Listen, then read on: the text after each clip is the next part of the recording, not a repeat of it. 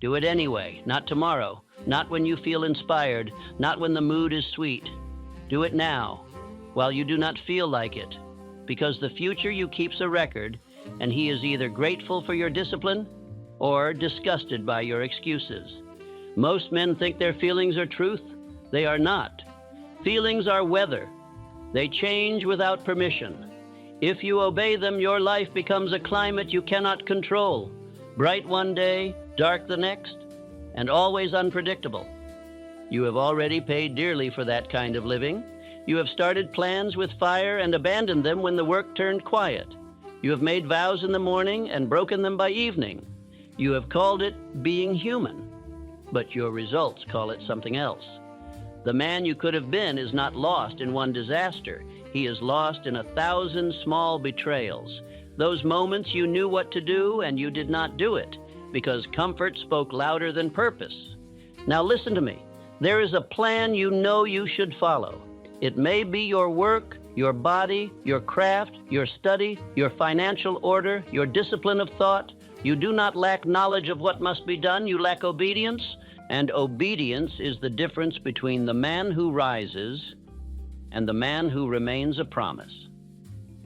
I want you to picture a scene. It is late. The room is quiet. No one is watching. That is where your character is made. Because when applause is absent, you discover who is truly in command, your aim or your impulses.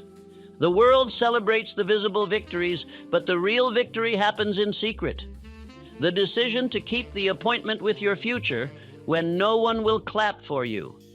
You may say, but I am tired. Yes. And you will be tired again. You may say, but I am unmotivated. Yes. And motivation will betray you 1,000 times. If you build your life on feeling, you will live like a slave. The man of power builds his life on decision. He chooses a definite chief aim.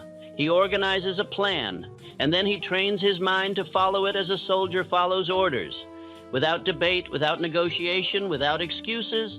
This is not harshness. This is freedom. The man who cannot command himself is commanded by everything else, by hunger, by anger, by entertainment, by other people's opinions, by the comfort of delay. And delay is a thief that steals in small amounts, so you do not notice the robbery until the vault is empty. Have you ever looked back at a year and wondered where it went? It did not disappear. You spent it, one undisciplined choice at a time. One, I'll start tomorrow. One, I deserve a break. One, it doesn't matter today. It always matters today. Today is the only place a life can be built. Now, I am going to tell you something that will either awaken you or offend you. The plan is not meant to be followed only on your best days. The plan exists for your worst days. The plan is a bridge built for the hours when your emotions would otherwise drown you. If you only follow the plan when you feel like it, then you do not have a plan. You have a wish, and wishes do not create destinies. Somewhere ahead of you is a version of yourself living the consequences of what you are doing right now. He is either standing taller because you held your word, or he is bent with regret because you kept choosing comfort. That future self is watching you with eyes you cannot escape. Not in superstition, through law. Because the subconscious records habit, and habit becomes identity, and identity becomes fate. So I ask you, what kind of man are you training yourself to be? A man who obeys a schedule only when it is easy? A man who works only when he is praised? A man who quits when the excitement fades? Or are you the man who can be relied upon? The man who keeps his appointment with his purpose even when his feelings protest? The man who does not require perfect conditions to produce a disciplined act? In this speech, I will show you how to follow the plan when you do not feel like it, how to silence the inner negotiator, how to command your attention, how to use repetition to make discipline automatic, and how to turn one day of obedience into a permanent habit. But I will not give it to you as entertainment. You must listen as a man receiving orders that could change his life, because they can. Your future is not built by your strongest moods. It is built by your smallest decisions repeated until they become your nature. So here is your first test. Before I say another word, for the next minutes, do not drift. Do not half listen. Give me your full attention as if your entire future were sitting across from you at the table, because in truth it is. Now let us begin with the first law of obedience, the law that turns a plan into a life. Part 1. The law of daily obedience. A man's greatest enemy is not ignorance. It is disobedience to what he already knows. Knowledge has never been the problem. Every man knows what must be done to improve his life. He knows the hour he should rise, the duties he should perform, the words he should hold, the thoughts he should reject. But knowledge without obedience is vanity. It flatters the intellect while starving the will. It allows a man to talk like a leader while living like a servant to his moods. The true measure of greatness begins when a man stops treating his decisions as suggestions. You can always recognize the weak man. He debates every command he gives himself. He spends his mornings in negotiation, his afternoons in distraction, and his nights in regret. He is a parliament of conflicting voices. His intellect proposes, his desire objects, his fear postpones, and his conscience records the defeat. Such a man does not need more inspiration. He needs law. Understand this well. The successful man is not the one who is always inspired. He is the one who has learned to act without inspiration. He does not wait to feel ready. He does not require permission from emotion. He obeys his plan as a soldier obeys his superior. Obedience is not punishment. It is protection. It shields the mind from the chaos of endless self-debate. Most men are tired not because they work too hard, but because they think too much about whether they will work. Indecision drains energy faster than labor. To decide once and obey that decision is to save a lifetime of wasted motion. There is a law in the universe which no man can escape. Energy flows toward definiteness. The moment you issue a clear command to yourself, the entire machinery of mind begins to move toward its fulfillment. But if you issue a command in the morning and revoke it by noon, the mind grows confused. It stops obeying altogether. You have trained it to distrust your voice. Discipline is not a mood. Discipline is obedience to a previous decision. It is the act of honoring your own word when the excitement that gave it birth has disappeared. The moment you understand this, life simplifies. You stop asking, "Do I feel like it?" and begin declaring, "It is already decided." Let me show you what I mean through the life of a man who understood this law, Henry Ford. When Ford first demanded that his engineers build a V8 engine, they told him it was impossible. They showed him diagrams, equations, proofs. Ford listened, nodded, and said simply, "Build it." They returned months later with the same objection. His answer did not change, "Build it." The engineers obeyed and the impossible surrendered. That is the power of obedience, to persist in the order long enough for reality to conform. Every man contains two voices. One gives command, the other pleads for compromise. Every morning these two meet in battle. The weak man makes the mistake of negotiating with his weaker self. The strong man gives no audience to rebellion. He issues his command and turns his back. He knows that the mind, once starved of indulgence, learns obedience. Obedience must begin small, for the mind is like a stubborn animal. It must be trained. Choose one command and follow it completely. Rise at the same hour each day and never delay it. Read your chief aim aloud morning and night and never omit it. Fulfill one small task daily, regardless of fatigue. When you do this once, you prove your power. When you do it daily, you make that power permanent. Thomas Edison worked by this very rhythm. The world called him a genius, but he called himself a worker of habit. His associates spoke of how, when failures mounted, his routine never changed. He arrived at the same hour, conducted the same experiments, and refused the indulgence of discouragement. To him, invention was not a flash of inspiration, but a consequence of obedience to daily work. He understood that success is built by men who have learned to keep their own appointments with destiny. The average man wastes decades waiting to feel ready. He calls it prudence. It is cowardice disguised as reason. He will say, "I am waiting for the right time." There is no right time.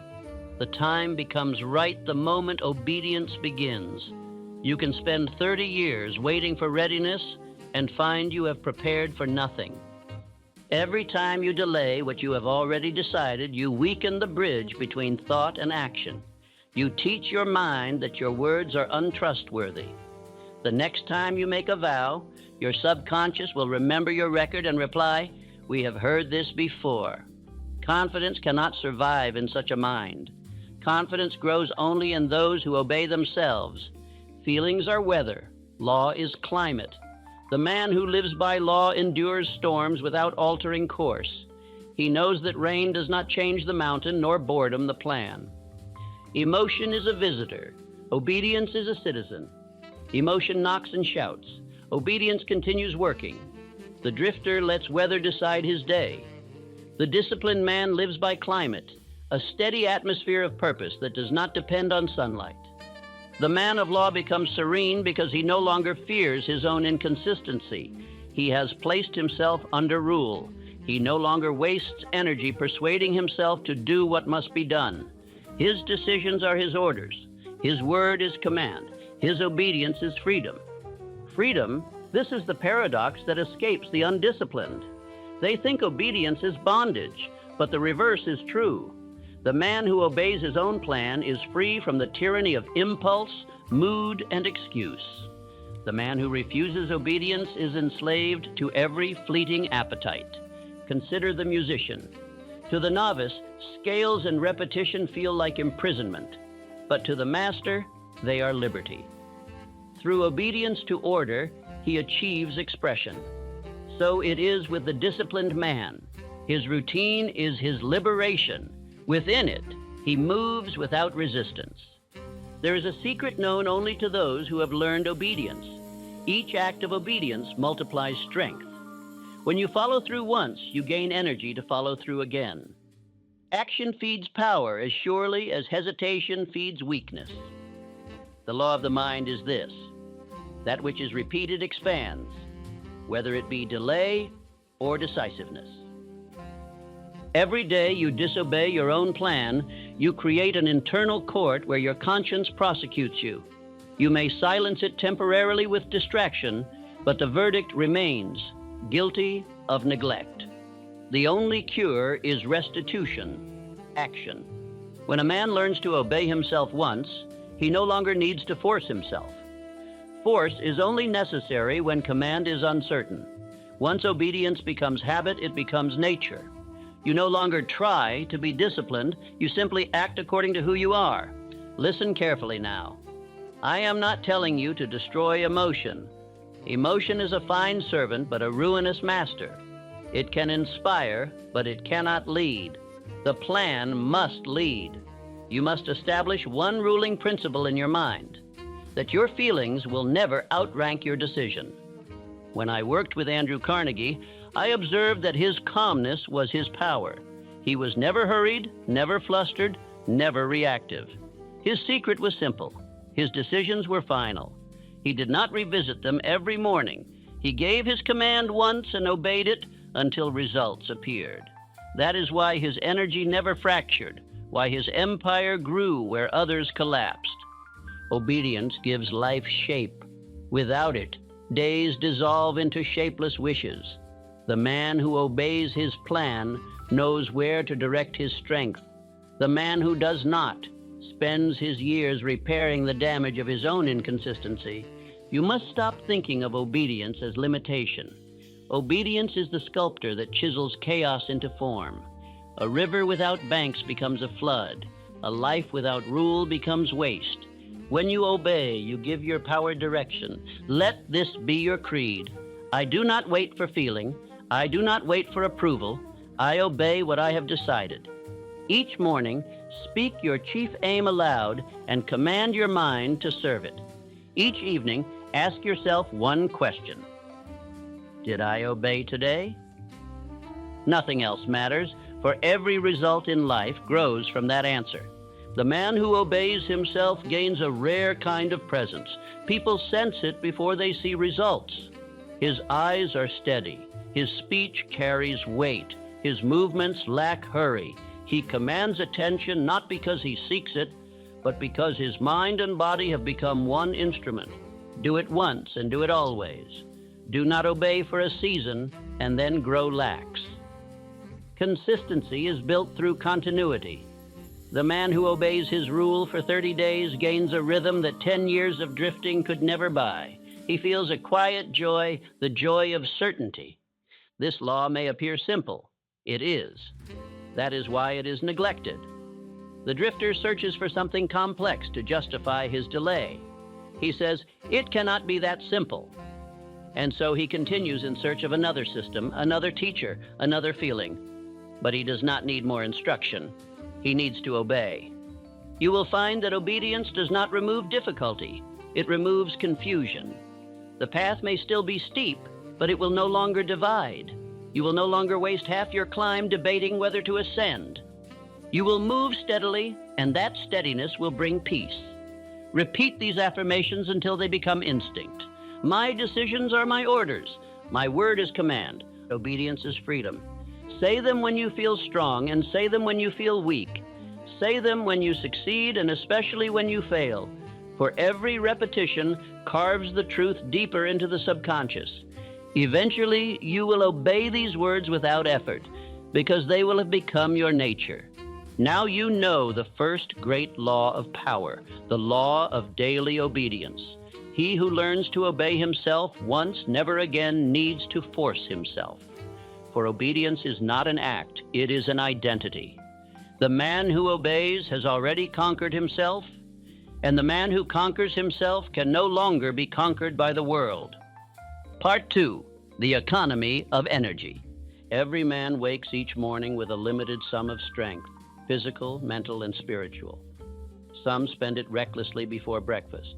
Others conserve it like gold and invest it toward a single worthy aim.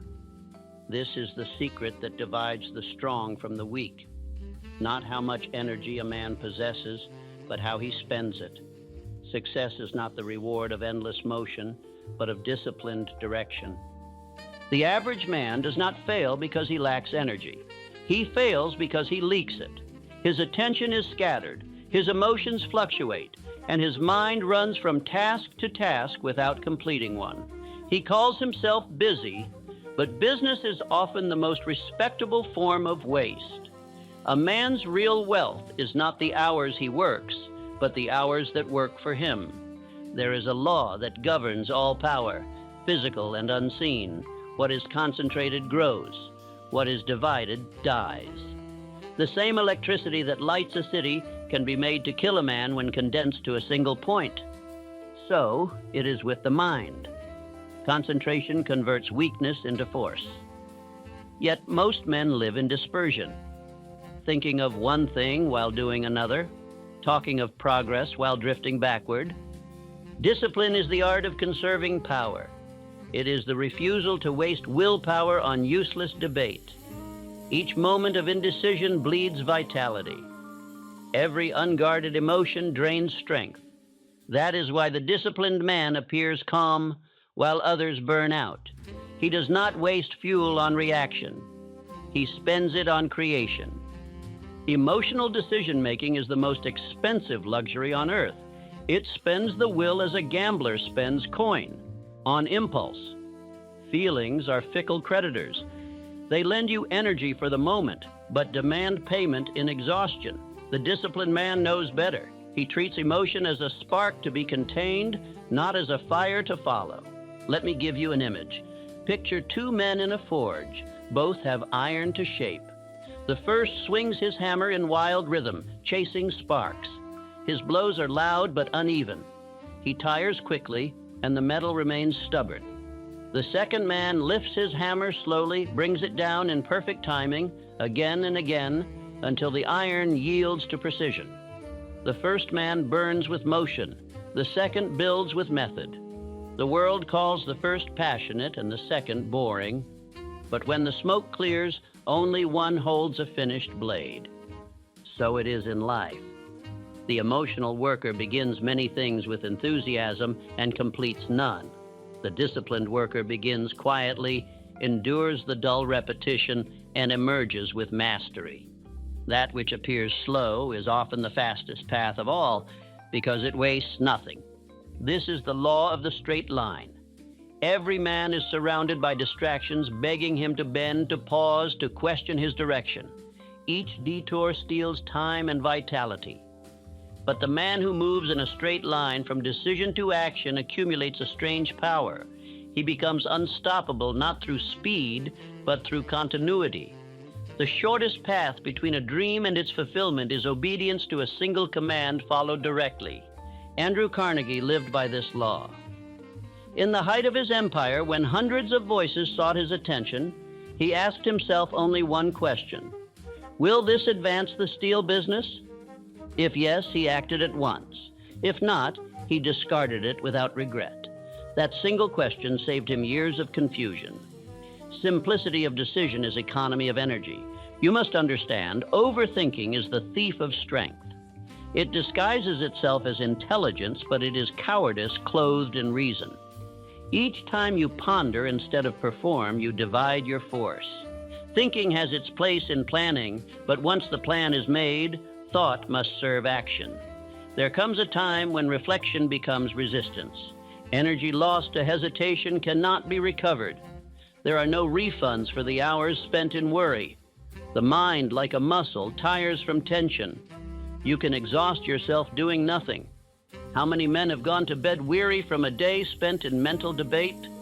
They have performed no labor, produced no result, and yet feel drained as if they had toiled for 10. It was not work that tired them. It was resistance to work. You must learn to conserve the energy of will. The undisciplined man spends his willpower each morning fighting small battles: when to rise, what to begin, how long to work. The disciplined man decides once and removes the question forever. His routine becomes his servant. He does not fight his duties, he fulfills them. The difference between struggle and flow is order. Repetition, properly understood, is not monotony. It is efficiency. The undisciplined man despises repetition because he associates it with boredom. The disciplined man reveres repetition because he knows it creates mastery. A pianist repeats scales not to impress, but to improve. Each strike of the key conditions precision until art becomes instinct. So it is with life. Thomas Edison's laboratory was a temple of repetition. Every instrument was placed in its proper position. Every experiment recorded with ritual precision. Inspiration was welcome, but never awaited. He said, "Genius is 1% inspiration and 99% perspiration." What he meant was obedience to process. You may think such order dull, but remember this: boredom is the complaint of the undisciplined mind. The man of purpose does not require constant novelty. He requires progress. There is peace in knowing exactly what must be done. Each repetition saves him the fatigue of decision. Each day obeyed saves him the chaos of wondering. A mind trained in obedience becomes efficient beyond measure. Its movements are sharp, its emotions steady, its strength reserved for creation. When you reduce friction, momentum multiplies. The calm man accomplishes more because he wastes nothing. Emotion is like fire. Controlled, it warms. Uncontrolled, it consumes. Do not let excitement dictate your pace. The crowd burns brightly and dies quickly. You must burn steadily, like the hidden furnace that powers a ship across the sea. This is why law and rhythm are partners. Rhythm turns effort into ease.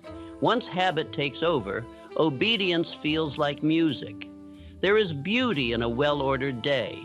When you know your duties, you no longer question them. You move as a craftsman moves, sure, silent, content. Consider how nature operates.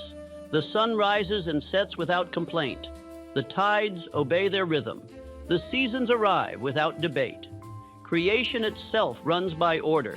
Man alone rebels against his own schedule, and in doing so, he breaks the harmony that should govern his life.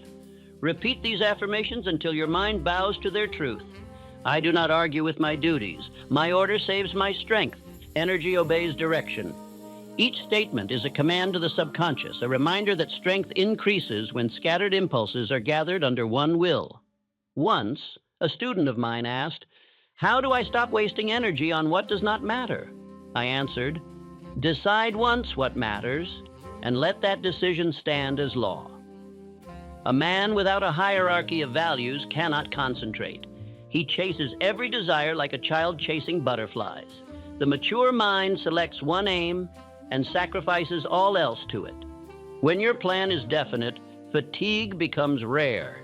Fatigue does not come from effort. It comes from inner division. The soldier who marches in obedience does not feel exhaustion as deeply as the wanderer who walks without destination. Purpose is the cure for weariness. You will soon notice that the man who conserves his focus possesses a unique calmness. Others may mistake it for indifference, but it is mastery. He does not rush because he is not lost. He is unmoved by urgency because his work proceeds in order. While others panic, he plans. While others plan, he performs. The crowd is always in motion, but seldom in progress. They equate busyness with achievement. Yet it is better to take one step with purpose than to run a mile without direction. The man of law knows this. He does not boast of activity. He measures by completion. To illustrate this truth, let me return to the forge. Two blacksmiths begin their day.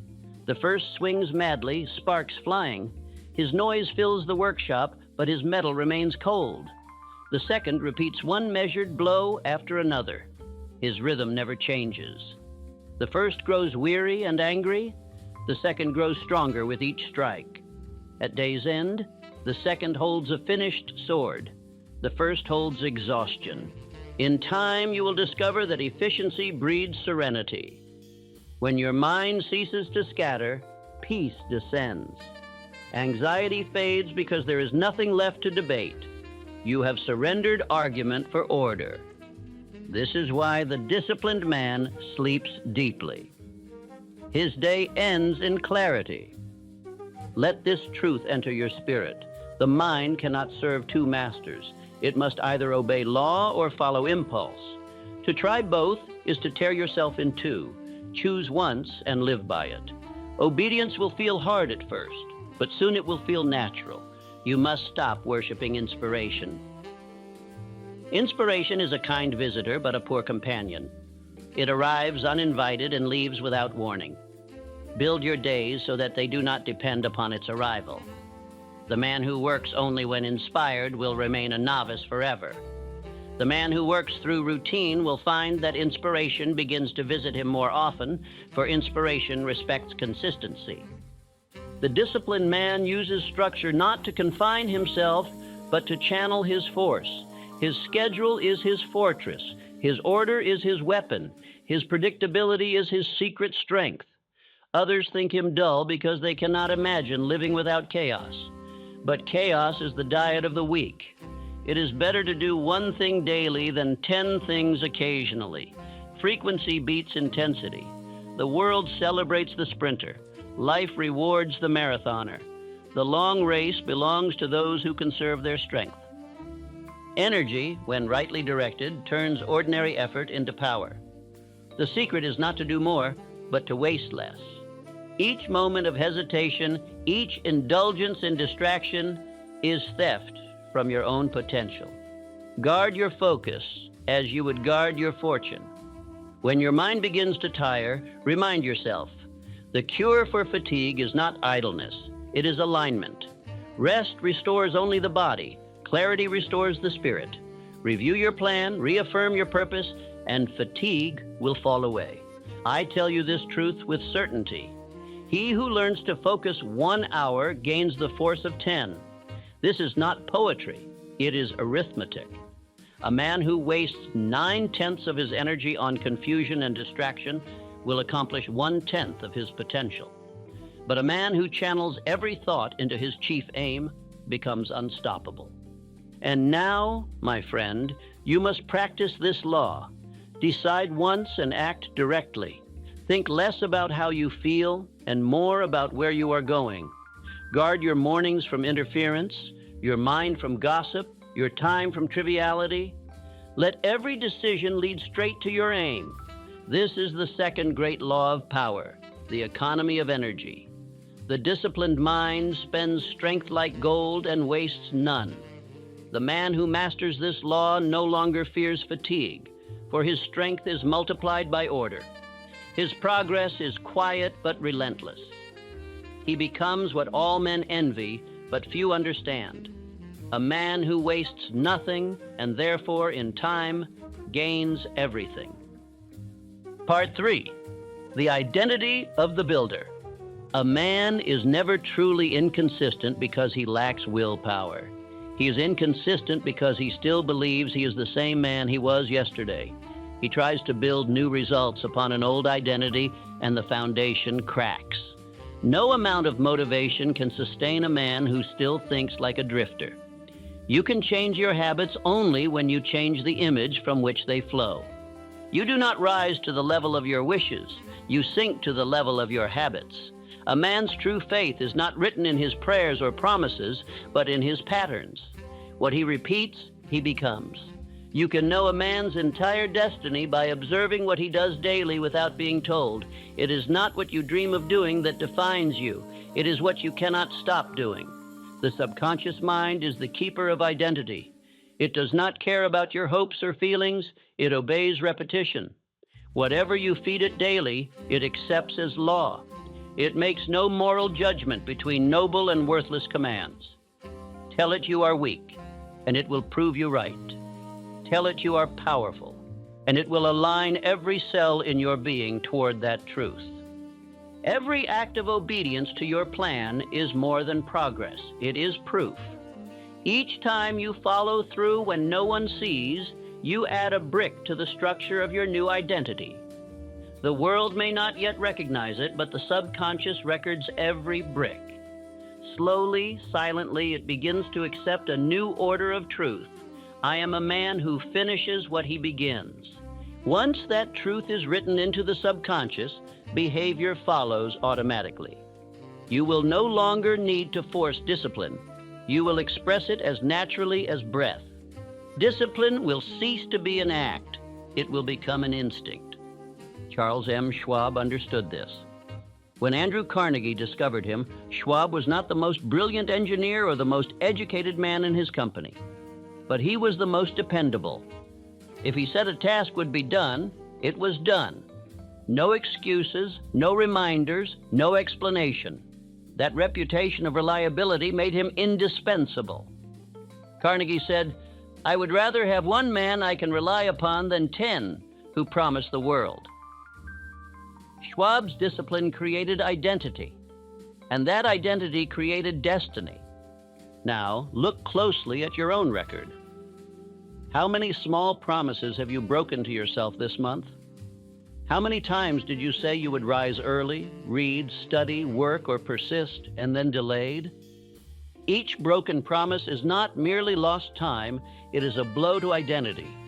Your mind keeps a ledger, and with every failure to obey, it writes a line. He does not mean what he says. You cannot build greatness on that foundation.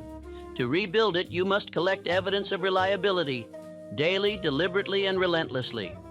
You must show yourself proof until the mind, once skeptical, begins to believe again. The law of reflection governs this transformation. A man becomes what he proves to himself daily. Every act is a mirror, every repetition a reflection. Change the proof, and the belief follows. That is why you must choose one act of obedience and perfect it. One simple habit, executed without fail, can remake your entire character. When you prove that you can be trusted in one thing, you begin to trust yourself in all things. Let me tell you a story. There was once a young clerk in a small office. He was diligent but unremarkable. Others mocked him for his seriousness. He worked longer hours, asked for more responsibility, and refused to gossip. While they laughed, he built consistency. That clerk's name was Abraham Lincoln. Years later, when the nation sought a leader who would not yield to chaos, they chose him, not because he was charming or clever, but because he was steady. He had built identity through years of invisible faithfulness. When a man practices obedience long enough, his movements change. His voice deepens with conviction. His eyes settle with calm certainty. Even before he achieves visible success, people begin to sense it. They feel something in him, a reliability rare in the modern world. They may not understand it, but they are drawn to it. That attraction is not luck. It is the magnetic field of identity. You must understand, you do not try to become this kind of man. You decide to become him. The difference between trying and deciding is infinite. Trying is an experiment. Deciding is a decree. The man who decides builds evidence until his decision becomes flesh. Repetition is the sculptor of identity. Every act chisels character. Repetition of hesitation makes a coward. Repetition of courage makes a conqueror. Nature itself obeys this law. What it repeats, it strengthens. The river deepens its channel not by violence but by constancy. The oak hardens its trunk through steady growth, not sudden motion. So too your mind becomes strong through repetition of the same disciplined acts. Faith itself is repetition of thought. Persistence is repetition of action. Love is repetition of service. All great powers in life are born from this sacred rhythm. Repetition, far from being dull, is divine. It is the way creation itself operates. The stars rise and set by it. The heart beats by it. Success unfolds by it. Many men reject repetition because they are enslaved by novelty. They fear boredom more than failure. But boredom is only the surface of transformation. Beneath it, change is taking root. The soil of mastery is repetition under indifference. Do not flee it. Endure it. In time, the dull act becomes sacred. I will tell you this truth. Greatness always begins as repetition without reward. The farmer plants seed after seed in silence, watering, watching, waiting. To the impatient, he looks foolish. Yet when the harvest arrives, the world calls him wise. So too with you. You may repeat your routine for months without visible fruit, but nature is not mocking you. It is testing you. It asks only one question. Will you persist long enough to deserve reward? When your answer is yes, when your daily obedience proves it, the doors that once resisted will open. And the world, seeing your sudden rise, will call it luck. But it will not be luck. It will be the invisible compound interest of consistency. Say these words aloud until your subconscious accepts them as law. I am the man who does what must be done. My habits are my proof. I no longer try, I perform. You must be careful of what you allow yourself to say, for every word is a blueprint to the subconscious. When you say, I will try, you command the mind to prepare for failure.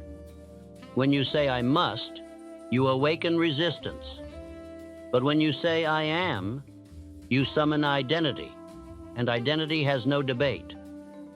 The builder differs from the dreamer in one essential way. The dreamer believes greatness will arrive if he waits long enough. The builder knows greatness must be constructed, brick by brick, with the same routine others despise. The builder is patient not because he is slow, but because he knows time is his servant, not his enemy. Look again at the lives of the men we call titans.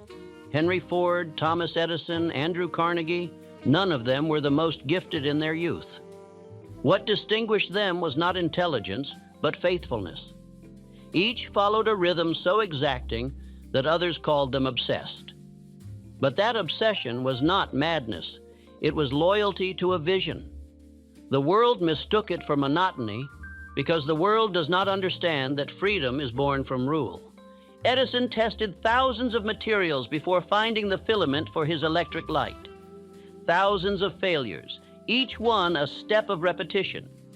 When asked how he endured so many defeats, he replied, I have not failed. I have found 10,000 ways that will not work. That answer reveals the mind of a builder. He did not define himself by outcome, but by identity. He was a man who built, and so he built. Repetition does not imprison you, it refines you. When you repeat an act with full attention, you are not trapped in sameness. You are approaching perfection. The sculptor's 1,000 strokes on the same stone do not bore him. They bring him closer to truth. Each motion removes what does not belong. You must come to see repetition as sacred. To repeat your duty each day without seeking praise is to align with the rhythm of creation itself. When you act in harmony with that law, the world will yield. Others will begin to treat you differently. They will come to rely on your presence. They will sense that your word is not suggestion but certainty. People gravitate toward what is stable. In a world of noise, the man of repetition becomes a refuge. Do not confuse rest with drift. The builder rests to renew his strength, never to escape his plan. His rest serves his purpose. His leisure is scheduled, not stolen. The drifter, however, uses rest to flee responsibility and calls it balance. But balance is not equal time for chaos and order. True balance is calm under direction. When your habits have formed identity, your presence will change the atmosphere of every room. Others will sense it without knowing why. They will feel that you can be trusted, that your word is bond, that your presence is order. This is the invisible influence of a man who has become himself through repetition. The man who is still searching for motivation must understand this. Motivation is not cause, it is consequence. You feel motivated when your actions align with your identity. Motivation does not precede work, it follows it. The man who works daily needs no external spark. His rhythm produces its own flame. Remember this eternal law: identity obeys habit. Change the habit, and the man follows. A single disciplined action, repeated until automatic, will alter destiny more than 1,000 scattered bursts of effort. You need not fix everything at once. You need only make your daily obedience permanent. Do not wait to become before you act. Act until you become. That is the formula by which all transformation occurs. Your actions are your prayers, and your habits are your answers. When your habits change, your life must follow. You will know the transformation is complete when the thought of abandoning your plan feels unnatural, when disobedience feels like betrayal, when your word feels sacred, not optional. That is the identity of the builder, the man whose habits cannot betray him. He moves through the world with quiet certainty. He no longer speaks of plans, he executes them. He no longer announces change, he embodies it. He no longer seeks validation, he becomes validation. And others, seeing him, feel the urge to rise. For identity, like fire, spreads through contact. This is the third great law, the law of identity. Every act of obedience is a declaration of who you are. Repeat the right acts long enough, and the man who once struggled to follow the plan will become the plan itself. Part 4. The judgment of the future self. There is a man watching you, though you cannot yet see him. He is not a stranger. He bears your face, speaks with your voice, and lives in the house built by your choices. That man is your future self. He sees everything you do in this present hour, the moments you obey your plan and the moments you betray it. You may deceive the world with excuses and moods, but you cannot deceive him. His entire life depends upon your conduct today. Every act is a seed. Every decision is a thread in the fabric of destiny. The future self either harvests your obedience or chokes upon your neglect. When you delay, he pays the price. When you persist, he inherits the peace. Each hour is a transaction between the present and the future, a sacred trade that cannot be reversed once made. I have seen countless men waste their youth believing that time will forgive them. They live as if tomorrow were an infinite field in which to plant whatever they wish. But time is not indulgent. It is exacting. It records with perfect precision. Every broken promise, every day squandered, every aim abandoned becomes part of the soil in which your future must live. The subconscious mind is the record keeper of this invisible account. It tracks every act of obedience and every act of evasion. When you obey, it writes, worthy, reliable, faithful. When you delay, it writes, uncertain, afraid, untrustworthy. Years later, when you face challenge or opportunity, this record determines your response. You will act according to the identity you have proven, not the one you imagine. Understand this. No man escapes the judgment of his future self. You will one day stand before the sum of your decisions. If you have obeyed your plan through hardship, that future version of you will meet you with gratitude. If you have drifted through excuses, he will meet you with silent reproach. That meeting is unavoidable. You cannot plead ignorance, for you have heard the truth. Discipline, therefore, is not merely a tool for success. It is an act of moral integrity. It is a covenant between who you are and who you will be. To follow your plan, even when you do not feel like it, is to protect the man you must become from poverty, regret, and mediocrity. To disobey it is to betray him. Picture that man clearly. Picture him 10 years from now. His home, his health, his confidence, his peace. Everything about him depends on what you do today. If you waste this day, you steal from him.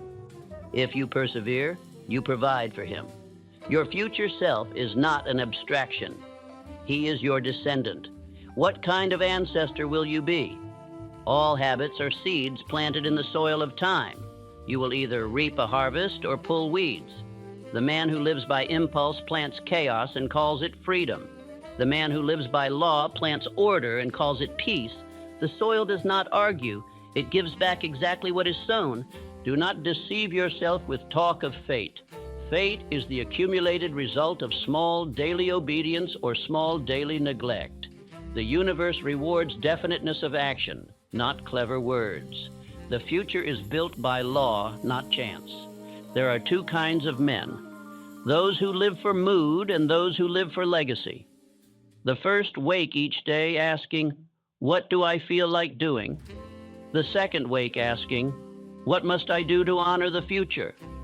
One lives in cycles of enthusiasm and despair. The other walks a straight path of progress. The first grows old without wisdom. The second grows wise before age. Consider the life of George Eastman, founder of Kodak. He did not follow passion, he followed plan. He worked through dull years when no one believed in him. He mapped every detail of his company decades ahead, guided not by emotion but by foresight. When he finally triumphed, the world called him brilliant. Yet his genius was simply obedience to a long vision. His name endures because he lived under the judgment of his future self. Or look to Abraham Lincoln. He faced ridicule, defeat, and failure. Yet his decisions were never governed by public opinion. He was not seeking comfort in the present. He was building justice for posterity. The crowd called him stubborn. History called him steadfast. He understood that every choice must withstand the inspection of time. You too must begin to live as if your future self were already watching, because he is. The subconscious is the bridge between today and tomorrow. It receives every thought as instruction. When you say, I will try, it records uncertainty. When you say, I obey, it records command. In years to come, it delivers the result with perfect fairness. There is no cruelty in this. It is law. The subconscious rewards loyalty to order with stability and punishes disobedience with confusion. The man who neglects his plan today trains his mind to neglect him later. His future becomes chaotic because his present is undisciplined. But the man who honors his plan, even in boredom, trains his subconscious to trust him. The result is ease, certainty, and visible command.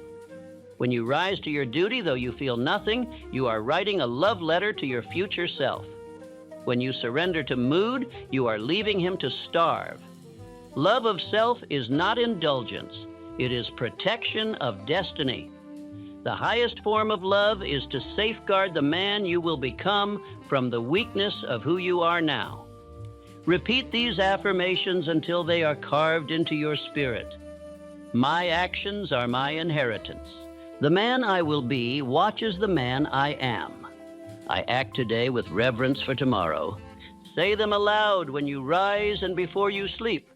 Speak them not as hope, but as declaration. Words are spiritual tools. They mold unseen substance. Speak enough truth, and your actions will begin to obey your voice. Now listen closely, for this is one of the most misunderstood truths of success. Time is not your enemy. Time is your amplifier. It magnifies whatever you feed it. If you sow indifference, it multiplies loss. If you sow effort, it multiplies power. The years do not change men. They reveal what he has practiced. You must therefore make time your ally through consistency. The days will pass regardless. The only question is what they will leave behind. For the drifter, time is erosion. For the disciplined, time is compound interest. Imagine standing before your future self 10 years hence. His eyes are clear, his presence calm, his voice sure. He says to you, "Thank you. You followed the plan when you did not feel like it. You saved us." That gratitude is worth more than applause, for it is self-respect made visible. But there is another image, the man who arrives in the same span of years, broken, resentful, uncertain. His eyes accuse you without words. He says, "You knew what to do. You delayed. You traded my strength for your comfort." That is hell, not fire or torment, but the pain of wasted potential. Do not let that meeting be one of regret. Begin now to live with reverence for your future self. Every small act of obedience today becomes protection for tomorrow. You are writing your biography in real time. Each decision is a sentence, each day a page. Make sure the story ends in triumph, not apology. You may think this teaching severe, but severity is mercy. The man who hears only pleasant truths remains a child. The man who welcomes hard law becomes unbreakable. Discipline is mercy in disguise. It prevents greater suffering later. Your emotions will continue to protest. They will whisper, "You deserve rest. You deserve ease. You deserve to stop." But what you truly deserve is freedom, and freedom can only be purchased by consistency. Each time you obey when it is difficult, you purchase another measure of peace. Others will not understand you at first. They will say you are obsessed, rigid, humorless, but when the results appear, when your life becomes ordered and their lives remain chaotic, they will call you lucky. You will know better. You will know that the universe favors the man who follows the plan even in silence. The years will reward you differently. Time will become your ally. Where others age into fatigue and confusion, you will age into clarity and power. The man who honors his plan multiplies strength as he grows older. His habits, refined by repetition, begin to think for him. He works with the ease of rhythm, not the strain of will. Success will come quietly, almost invisibly. One day you will wake and notice that the things which once demanded struggle now unfold naturally. You will no longer need to remind yourself to act. You will act because it is who you are. You will no longer chase discipline. You will have become discipline. People will begin to rely upon you. They will say, "He is dependable." Employers, allies, family, all will sense your reliability and feel safer in your presence. Confidence radiates from order. The world follows the man who keeps his word because he is rare. Let me give you a truth that will never change. Repetition is the bridge between the seen and the unseen. Each obedient act today becomes part of an invisible accumulation that eventually bursts into visible success. To the crowd, it will appear sudden. To you, it will feel inevitable. Time is not testing your ability. It is testing your consistency. The same law that governs the seed governs success. Persist, and you will grow. Delay, and you will decay.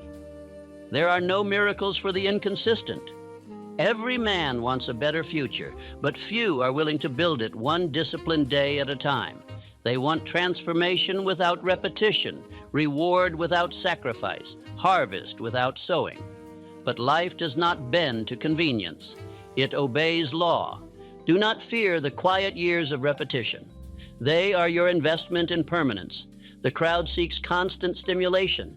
The builder seeks steady growth. The crowd chases applause. The builder seeks accuracy. The crowd fears monotony. The builder trusts rhythm. One burns out in chaos. The other builds empires in silence. The future self you are creating will thank you not for your excitement, but for your endurance. He will bless the mornings you rose though you felt nothing, the hours you worked without applause, the nights you studied instead of drifting. He will inherit not your emotions, but your habits. Give him good ones. And now, I leave you with the highest law of all. The man who follows the plan when he least feels like it will one day live a life that feels exactly as he once dreamed. You will not remember every word I have spoken. You will not need to. If you remember only this one sentence and obey it, it will reshape your future. The plan was given to you to protect you when your feelings would betray you. Follow it without hesitation, without drama, without debate. Follow it until obedience becomes nature, and nature becomes joy. You owe that to the man who waits for you in the years ahead. He is watching. He is waiting. And he deserves a better life than your moods would have built for him.